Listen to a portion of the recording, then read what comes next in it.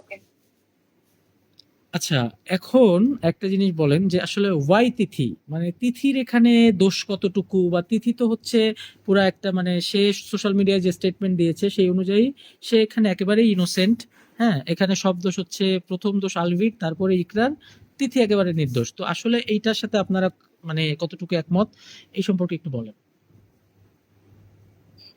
আহ, আমি তিথি সম্পর্কে যতটুকুন জানি আমি বলে ফেলতে চাই, সেটা হচ্ছে যে আমি তিথি সম্পর্কে, আলভির সম্পর্কে প্রথম জানি 2023-এ, সেটা জানুয়ারির দিকে। এবং আমাকে ইকরাই জানায় যে আলভি অল বয়েজ ট্রিপ বলে সেন্ট মার্টিন গিয়েছে। এবং আলভি ওই সময় চাচ্ছিল যেন এমন মানে ইকরা চাচ্ছিল আমি যেন ওকে সেন্ট মার্টিন বা কক্সবাজারের প্রতিনিধি বা কারোর সাথে যোগাযোগ করিয়ে দিই, যে এই জিনিসটা ওকে কনফার্ম করতে পারবে যে তিথি ওদের সাথে আছে, এবং ও যেন এটার প্রমাণটা পায়। পরবর্তীতে আমি যেহেতু তখন আর এক্সট্রা টেলিভিশনে ছিলাম না, আমি অনেকদিন ধরে মিডিয়াতে ছিলাম না, আমি ওকে এই ব্যাপারে খুব একটা হেল্প করতে পারি না। কিন্তু প্রায় 1 ঘন্টা 1.5 ঘন্টা পরে ইকরা আমাকে একটা মেসেজ পাঠায় যে ও আমার কাছে ক্ষমা চায়, যে জীবনে যদি কোনো কষ্ট দিয়ে থাকি তাহলে তুই আমাকে মাফ করে দিস। সেটা আমাকে খুব ট্রিগার করে, আমি খুব ভয় পাই, আমার মনে হয় যে ও খুব আপসেট এবং ও খুব ভালনারেবল ছিল। তো আমি যেটা করি, তখন প্রথমবার আমি ওর বাসায় যাই, সেটা মিরপুর ডিওএইচএস এ, ওরা তখন সবে শিফট করেছে লালবাগ থেকে নতুন বাসাটা। তো সেখানে যাই এবং আমি ওর সাথে ডিটেইলে কথা বলি, সবকিছু জানি। এবং নেহাল, যে আলভির ছোট ভাই, সেও এই ব্যাপারটা জানতো, ইকরা ওর সাথেও শেয়ার করেছিল। এবং নেহালের সাথে আমার এবং ইকরার দুজনেরই, আমাদের 3 জনের একসাথে কথা হয়। এবং আমি আর নেহাল দুজনই ইকরাকে বোঝানোর চেষ্টা করি যে হয়তো এরকম কিছু না, তুই চিন্তা করিস না বা টেনশন করিস না, ওকে যতটা আশ্বস্ত করা যায় সেই করে আমি সেদিন রাতে বাসায় চলে আসি। তার পরদিন আসলে আমি ওকে চেক অনে রাখছিলাম, যে ওকে বারবার খোঁজ খবর নেওয়া, ও ঠিক আছে কিনা। তো তখন বিকাল নাগাদ ও আমাকে একটা মেসেজ পাঠায় যে আমি প্রুফ কালেক্ট করলাম। সেই প্রুফ কালেক্টের মধ্যে ও আমাকে ছবি পাঠায়, ভিডিও থেকে স্টিল করা 2টা ছবি, যেখানে আমি যেহেতু তিথিকে, আমি একুশে টেলিভিশনের ধুমটানা একটা না মিউজিক মানে ডান্সের শো ছিল, সেখানে আমি ওকে দেখেছিলাম। তো ওই ক্ষেত্রে আমি তিথিকে যেহেতু চিনি, আমি সামনাসামনি দেখেছি, এবং তিথির বড় বোন আমাদের স্কুলেরই সিনিয়র বোন। তো সেই সূত্রে তিথিকে আমাদের দেখা হয়েছে, যার জন্য ওই ছবি দেখে আমি আসলে ডিটেক্ট করতে পারি যে এটা তিথি। তো ইকরা আমাকে যেটা জানায় যে তিথি সেখানে উপস্থিত ছিল। পরবর্তীতে আলভি যখন ব্যাক করে, তখন ইকরা আলভির সাথে কথা বলে এবং আলভি স্বীকার করে যে হ্যাঁ তিথি ছিল, এবং তিথি ওর বন্ধু এবং মোর দেন ফ্রেন্ড, এই কথাটা ইকরা আমাকে জানায়। সেটা স্ক্রিনশট আমি ইতিমধ্যে আমার ফেসবুক প্রোফাইলে শেয়ার করেছি। আর পরবর্তীতে আমার ইকরার সাথে আরো অনেক কনভারসেশন আছে, যেগুলো স্ক্রিনশট আমি দেইনি। কিন্তু সেখানে একটা জিনিস স্পষ্ট, যে ইকরা যা করতো, যেমন ইকরা যদি একটা লাল রঙের ড্রেস পরে ফেসবুকে স্টোরি দেয়, ধরেন একটা রাতের বেলা ড্রেস, যে নাইট ড্রেসের মতো সিম্পল বাট যথেষ্ট ভদ্র শালীন, সেরকম একটা ড্রেস পরে ও জাস্ট নর্মাল একটা ছবি দিয়েছে ফেসবুকে, আমি ঠিক, তিথিও যেহেতু আমার ফ্রেন্ড লিস্টে আছে, আমি দেখেছি ঠিক তার পরের দিনই তিথি একটা লাল রঙের নাইট ড্রেস পরে স্টোরি দিচ্ছে। ইকরার ফোন কভার, মানে ফোনের যে ব্যাক কভার, সেটা ল্যাভেন্ডার কালারের, তিথিও তারপরে ওর ফোনের ব্যাক কভার ল্যাভেন্ডার কালারের। ইকরা হোয়াইট ড্রেস পরে একটা স্টোরি দিল, তার পরের দিন বা তার পরের কিছু ঘন্টার মধ্যেই তিথিও হোয়াইট ড্রেস পরে ছবি দিল স্টোরিতে। এবং একদম ইকরা যা করছে ডিট্টো কপি করা যেটাকে বলে, তিথি ঠিক তাই করতো। এবং দুইজনই আমার ফ্রেন্ড লিস্টে থাকায় কাকতেলীয় ভাবেও হোক, ইকরা বলার পরেও হোক, ইকরা না বলা সত্ত্বেও, তার আগেও আমি এই জিনিসগুলা খেয়াল করতাম যে তিথি কমপ্লিটলি ইকরাকে ফলো করে এবং ইকরাকে কপি করে। আর এই জিনিসগুলা ইকরা নিজেও আমার সাথে শেয়ার করেছে, যে তিথি এগুলা ইন্টেনশনালি করে যাতে ইকরা অনেক ট্রিগার্ড হয়, এবং ইকরা ট্রিগার্ড হয়ে ওকে যেন সন্দেহ করে আলবিকে, এবং আলবিকে যেন অনেক প্রশ্ন করে বারবার। তো ইকরা এই কারণে যেন আলবি বিরক্ত না হয় ইকরার উপরে, ইকরা প্রায় ওকে অনেক প্রশ্ন করতো না, যে ইকরা বুঝতো। এবং ইকরা আমাকে এটাও বলেছে যে তিথি চাচ্ছে আমাদের মধ্যে সমস্যা তৈরি করতে, ও হয়তো আলভিকে পুরোপুরি নিজের আয়ত্তে আনতে পারছে না, এখনো আমাদের দুজনের মাঝে একটা সমস্যা তৈরি করার চেষ্টা করছে। ও বারবার এমন সব কাজ করছে যেটা দেখে আমি আলভিকে সন্দেহ করবো, আমি আলভিকে প্রশ্ন করব। তো এই জিনিসগুলো শুধু তখন না, এই জিনিসগুলো একটা লম্বা সময় ধরে, মানে 2023 থেকে 2026, এই 3 বছরের মধ্যে গত 2 বছর আমি অন্তত আমার নিজের চোখে কম করে হলেও 100-র উপরে এইরকম ছবি দেখেছি, যেটা ইকরা করছে সেটাই তিথি করছে, সেটাই তিথি স্টোরিতে আছে। এটা আমার নিজের চোখে দেখা, এবং এটা ইকরার ভাষ্যও ছিল, ইকরা আমাকে নিজেও সেটা বলেছে। তো তিথি আসলে ইকরাকে ট্রিগার যদি কেউ করে থাকে, আমি আসলে আলভি, আমি যেহেতু ওদের বাসায় খুবই কম আমার জীবনে যাওয়া হয়েছে একবারই, আমি জানিও না কতটা কি ইকরা আমার সাথে এত ডিটেইলে শেয়ার করেনি প্রত্যেক দিনের ঘটনা। কিন্তু যদি মানে ইকরাকে কেউ ট্রিগার করে থাকে, তাহলে আমার অন্তত যতটুকুন আমি ইকরার সাথে কথা বলেছি, আমি ওকে যতটুকুন চিনি সেটা তিথি ওকে করেছে, এবং খুবই ইন্টেনশনালি সে ট্রিগার গুলো হতো, চেষ্টা করা হতো ইকরা যেন ট্রিগার হয়। মানে তিথি তাকে ওই মানে আলভির ব্যাপারে ট্রিগার করতো। আচ্ছা আচ্ছা। আর আচ্ছা বাকিরা অন্য কেউ? ইকরা যা করে তিথি ঠিক তাই ইমিটেট করতো, ঠিক সেটাই করতো, কারণ ইকরা তো তাই করতো যে আলভি পছন্দ করে, আচ্ছা আচ্ছা। তো তিথি ঠিক সেটাকে নকল করতো যে আমাদের যা মতামতের 80% কিন্তু আপু অলরেডি বলে ফেলছে, হুম হুম হুম 80% যেটা আমরা বলতে যাচ্ছি। এখন আপনার যেটা কোশ্চেন ছিল যে কেন তিথি, হুম। তাই না ভাইয়া? হ্যাঁ কোশ্চেন হ্যাঁ এটা হ্যাঁ, ছিল। ওয়াই তিথি। হ্যাঁ, কেন, এবার আপনি বলেন কেন তিথি না, কারণ কেন তিথি না? আমি তো তিথির কয়েকদিনের এরকম ভিডিও তো দেখলাম। আর মানে আমি তো আচ্ছা, তিথির ভিডিও দেখলাম আমার দেখলাম লাস্ট সে যেটা, আপু তো ইনোসেন্ট। আমাদের 23 সাল থেকে 26 সাল পর্যন্ত ডিটেলসটা বললো, তাই না? এবার আমি একদম লাস্টেরটা বলি।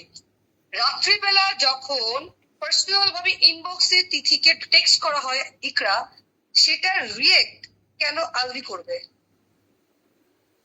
আচ্ছা আচ্ছা আচ্ছা।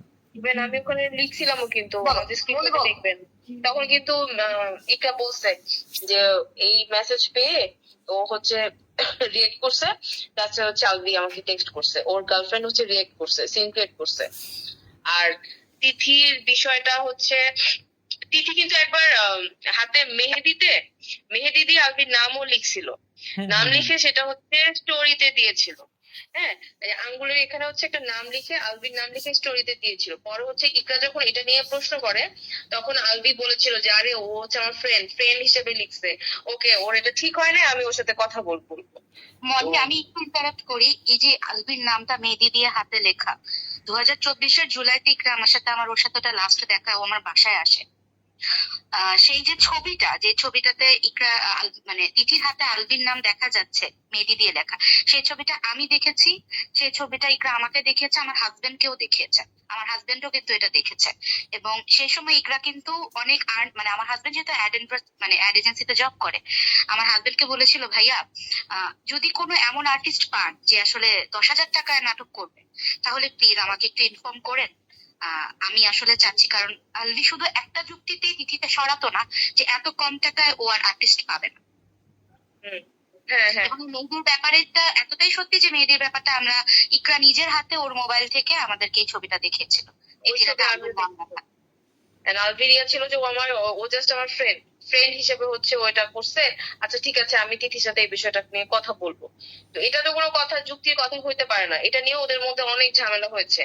আর তিথি আলভি আর ইকরার রিলেশনশিপে ঢোকার জন্য এই যে ও আপু মানে ও যেটা বললো যে ল্যাভেন্ডার কালার, এই ল্যাভেন্ডার কালার নিয়ে একটা টাইম পরে যখন তিথি ল্যাভেন্ডার কালারের সেম করা ট্রাই করে, তখন ইকরা লিটারেলি ল্যাভেন্ডার কালার দেখলে ওর বমি আসতো, বলতো যে এখন আমার ল্যাভেন্ডার কালার দেখে বমি আসে, এটাও ও বলতো। তাছাড়া এরকম আরো অনেক ইনসিডেন্ট আছে যেগুলো হচ্ছে ওকে দেখে দেখে তিথি এগুলো করে করে ওকে ট্রিগার করতো, যে সেম কম্পিটিশনের যে বিষয়টা। লাস্টেবল হচ্ছে ইকরা একটা স্টোরি দিয়েছিল, কোন একটা স্টোরিতে এরকম ছিল যে ওয়াইল্ড নাইট বা কিছু একটা, তো সেই ওই স্টোরির স্ক্রিনশট নিয়ে তিথি আলভিকে পাঠায় বলে এরকম মেসেজ লিখে, how wild was that night, এই টাইপের। তখন হচ্ছে আলভি ওকে বলে যে না জান, এমন কিছু না, she is my legal wife, আমার বাচ্চার মা, বাট আমাদের মধ্যে তুমি জানো আমাদের একটা ওপেন রিলেশনশিপ, জাস্ট হচ্ছে আমরা বাচ্চাটার জন্য একসাথে আছি, বাট ওর সাথে আমার তেমন কিছু নাই। এগুলো নিয়ে তিথি অনেক বেশি পজিটিভ ছিল যে কেন ইকরার সাথে আলভির রিলেশনশিপ নিয়ে। সো এর চেয়ে বড় আর কি হতে পারে, এগুলো তো ডেফিনেটলি ইকরাকে ট্রিগার করছে। আর ইকরা একটা জিনিস ছিল যে আমরা যখন কথা বলতাম এই বিষয় নিয়ে, ইকরা কিন্তু এই জিনিসটা ছিল যে দোস্ত আগের যা ছিল সব হচ্ছে আসছে গেছে, বাট এইবার তিথি না ওই টাইপের না যে আসছে গেছে, ওই আসলো আর গেল এমন না, ও না একদম লিটারেলি আলভিকে জেগে বসছে। ওর ইমোশন মানে একটা মেয়ের কিন্তু, একটা মেয়েদের আর ছেলেদের একটা সাইকোলজি থাকে, ছেলেরা যখন জানে যে তার বউয়ের সাথে কারো সম্পর্ক বা কিছু, ছেলেদের ফার্স্ট কোশ্চেন থাকে কি, তুমি কি তার সাথে বেড শেয়ার করেছো? কিন্তু একটা মেয়ের কিন্তু ফার্স্ট কোশ্চেন থাকে, তুমি কি তাকে ভালোবাসো?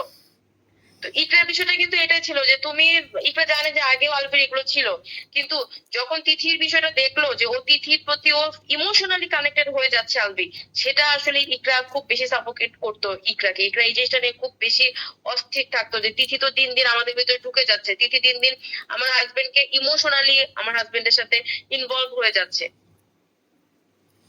সো এটাই। আচ্ছা আচ্ছা আচ্ছা, তাহলে আচ্ছা আমি একটু লাস্টলি বলি ভাইয়া, সেটা হচ্ছে আপুরা তো সব বলেই দিল। ইভেন যখন হচ্ছে মেহেদির এই কাহিনীটা হয় ওই দিন আমি আপুর বাসায় ছিলাম।